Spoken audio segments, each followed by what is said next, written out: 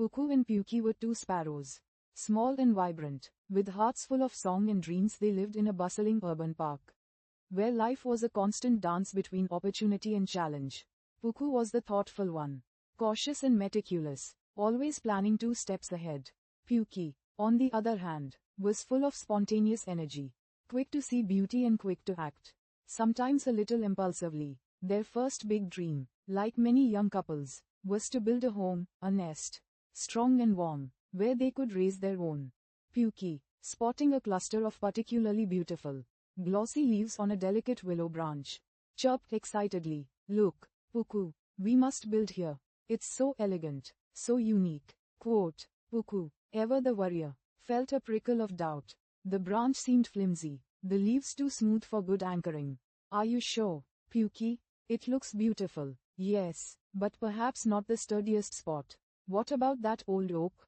Quote, "Oh, Puku, always with the practicality." Puki flitted around the willow, already picturing their perfect home.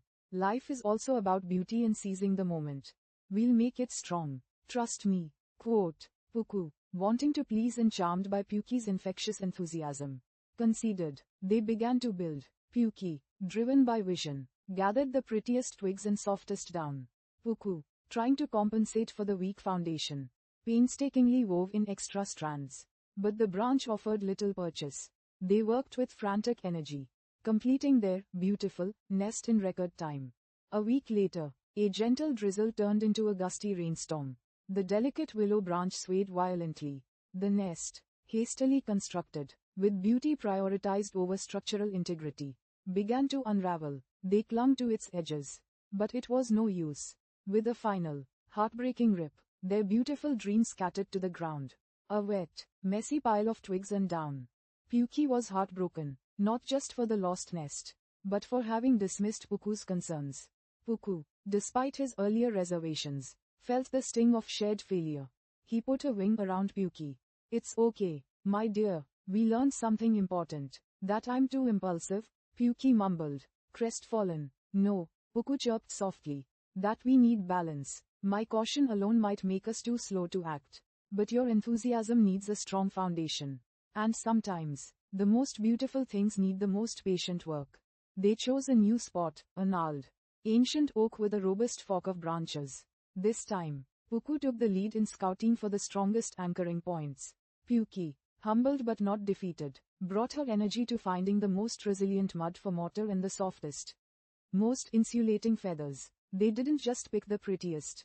They picked the most practical, the most enduring. Days turned into weeks. Each twig was tested, each strand meticulously woven. There were moments of frustration, moments when a piece didn't fit, or a gust of wind undid hours of work. Puki would sometimes sigh, longing for the quick satisfaction of their first attempt. But then she'd remember the storm. Puku would occasionally worry they weren't working fast enough. But Puki would remind him of the joy of creating something truly lasting. Then came the season's fiercest storm. Winds howled like a hungry beast. Rain lashed down, and the mighty oak groaned under the assault. Puku and Puki huddled deep within their new nest, clinging to each other, tiny hearts pounding. When the sun finally broke through the clouds, painting the rain-washed park in a golden glow, Puku and Puki slowly emerged.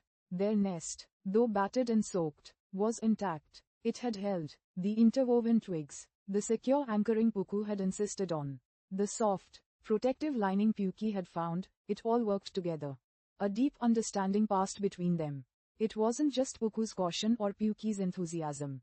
It was the blend of both, refined through failure and rebuilt with wisdom, that had created something truly resilient. Their home became a haven of warmth and cheerful chirps, eventually filled with the patter of tiny fledgling feet. Puku and Puki learned that life wasn't about avoiding storms, but about building a nest strong enough to weather them. It wasn't about never making mistakes, but about learning from every fallen twig and every gust of wind. And as they watched their own fledglings grow, a mix of Puku's thoughtful nature and Puki's adventurous spirit, they knew their greatest lesson had been this. True strength came from resilience, true joy from shared effort, and true wisdom from the journey itself. Feather by feather, chirps of hope echoing in their sturdy, beloved home.